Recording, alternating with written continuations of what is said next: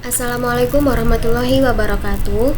Perkenalkan, nama saya Siti Nurul Nafisa. Saya dari program studi S1 Fisika Universitas Airlangga Surabaya.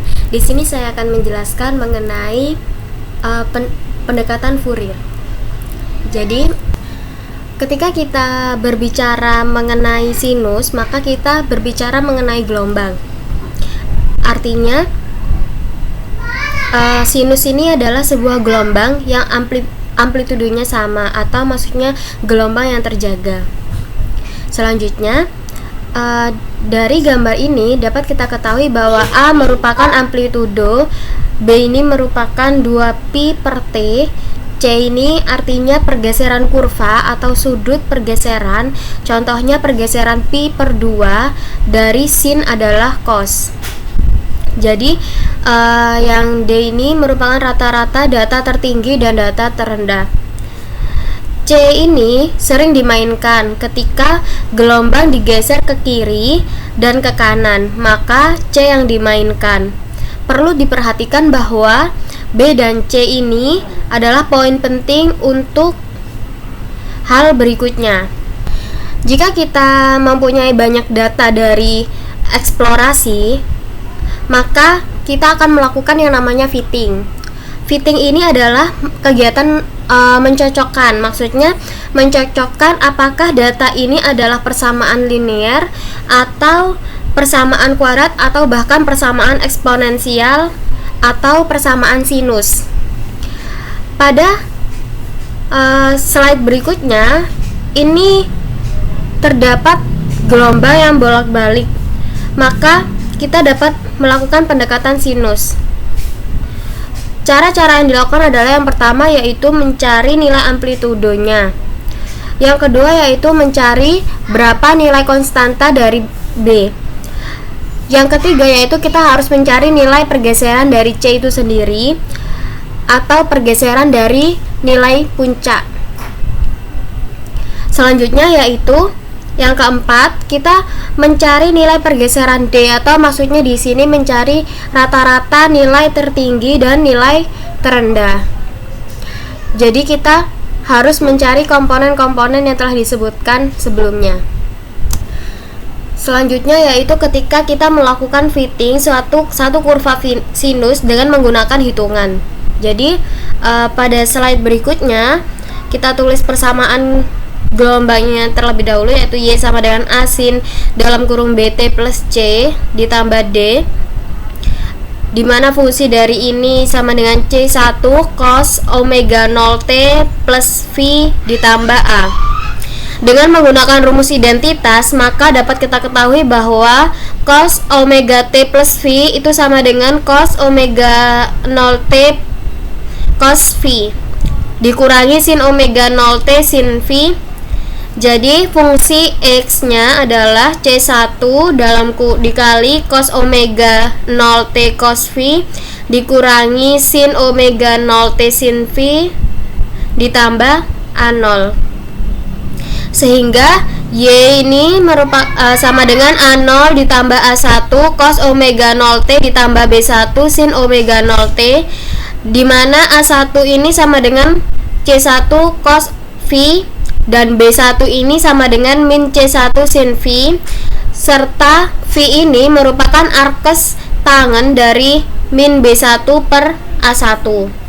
Karena terdapat 3 variabel yang belum diketahui, maka kita buat 3 persamaan yang simultan. Jadi yang pertama yaitu Y sama dengan A0 plus A1 cos omega 0 T tambah B1 sin omega 0 T. Yang kedua yaitu Y cos omega 0 T sama dengan A0 tambah A1 cos kuadrat omega 0 T ditambah B1 sin omega 0 T cos omega 0 T. Dan yang ketiga, persamaan simultan yang ketiga yaitu Y sama dengan Y sin omega 0 T ini sama dengan A0 ditambah A1 cos omega 0 T sin omega 0 T ditambah B1 sin kuadrat omega 0 T.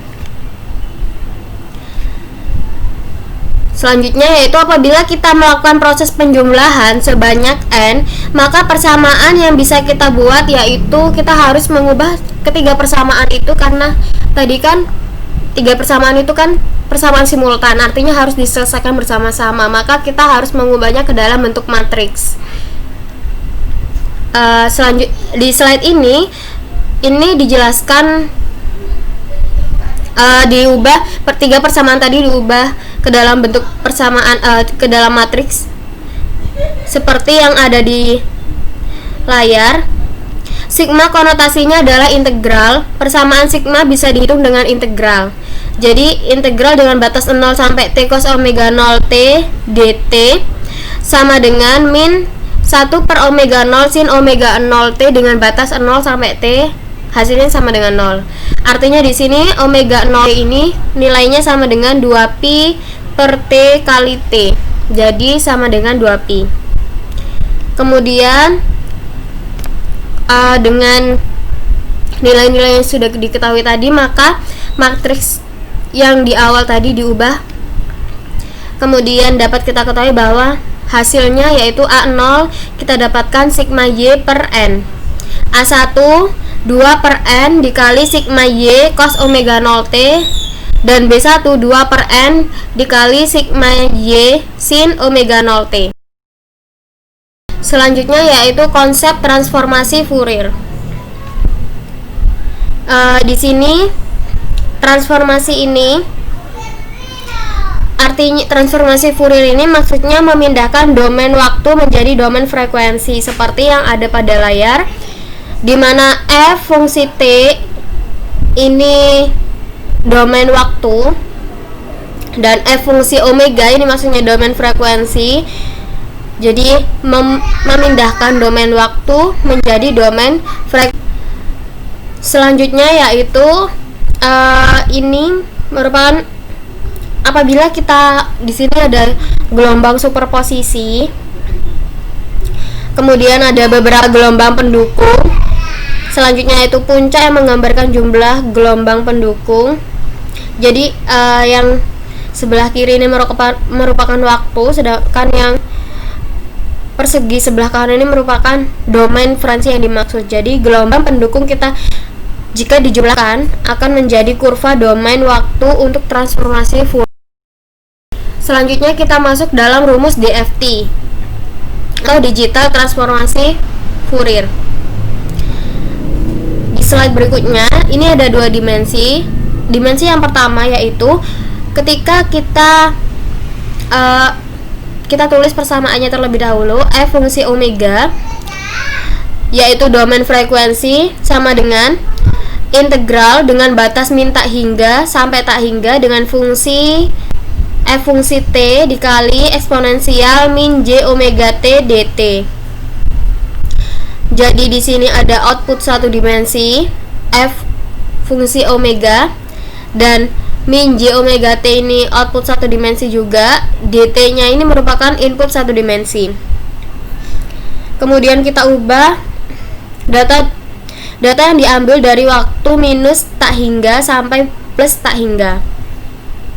Jadi maksudnya batasnya tadi itu ketika kita meninjau dalam area analitik.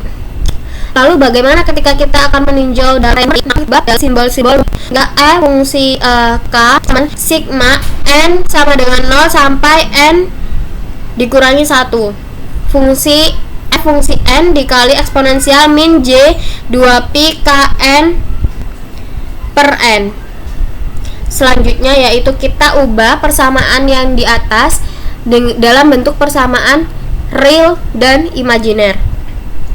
F fungsi k sama dengan sigma n sama dengan 0 n sama dengan n min 1 f fungsi n cos 2pi nk per n dikurangi j sigma n sama dengan 0 n min 1 f fungsi n sin 2pi nk per n besar n kapital. Jadi yang sebelah kanan itu merupakan imajinernya, sedangkan yang sebelah kiri itu realnya.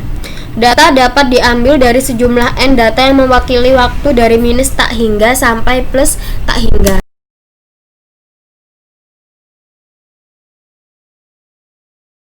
Selanjutnya yaitu dimensi 2. Jadi di sini ada output dua dimensi. Maksudnya ada dua frekuensi di sini fungsi frekuensi 1, frekuensi 2, dan sehingga integralnya juga ada 2. Dan di sini ada dx, dy, x fungsi y, f fungsi x, y dikali eksponensial min j omega 1 x ditambah omega 2 y dy dx per dy. Jadi f fungsi x, y ini merupakan input 2 dimensi, f omega 1 omega 2 ini merupakan output 2 dimensi, dan min j omega 1 x ditambah omega 2 y ini merupakan output 2 dimensi. Ini sama juga seperti satu dimensi, data diambil dari minus tak hingga sampai plus tak hingga. Itu tadi yang di atas merupakan ketika kita akan meninjau area analitiknya. Lalu bagaimana ketika kita akan meninjau area numerik, maka kita harus mengubah ke dalam simbol-simbol numerik. Sehingga f yang tadinya integral maka kita ubah ke dalam bentuk sigma. F fungsi K1, K2 sama dengan sigma N1 sama dengan 0, N kapital 1 dikurangi 1 dikali sigma N2 sama dengan 0, N kapital 2 dikurangi 1 dengan fungsi N1 N2 eksponensial min J2P K1 N1 per N1 ditambah K2 N2 per N2. Data yang diambil dari sejumlah N data yang mewakili waktu dari minus tak hingga sampai plus tak hingga. Selanjutnya yaitu rumus FFT atau Fast Fourier Transform. Jadi di sini di slide selanjutnya ini langsung merupakan persamaan numeriknya. Ini kita akan meninjau satu dimensi terlebih dahulu. Di sini sama seperti sebelumnya. Seperti di FT, hanya saja FFT ini hanya menghitung N per 2 min 1 N plus N per 2. Selanjutnya yaitu pada 2 dimensi. Di sini kita diperlihatkan ketika di sebelah kiri ini merupakan input, di sebelah tengah ini area yang dihitung yang berwarna hijau, kemudian area yang dicocokkan, dan yang ke sebelah kanan itu merupakan DFT. Selanjutnya yaitu logika pemrograman FFT untuk dua data inputan.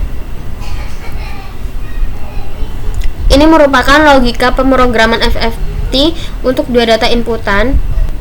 Jadi maksudnya di sini waktu ini sama dengan real fungsi pada fungsi 0 dan plus real pada fungsi 1, dan real 1 ini maksudnya real pada fungsi 0 dikurangi real pada fungsi 1. Real fungsi 0 sama dengan waktu, sedangkan waktu ini sama dengan imaginer dari fungsi 0 ditambah imaginer fungsi 1.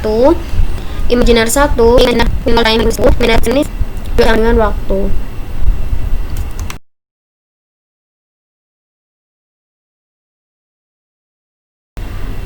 Sekian penjelasan dari saya mengenai pendekatan Fourier. Kurang lebihnya mohon maaf. Wassalamualaikum warahmatullahi wabarakatuh.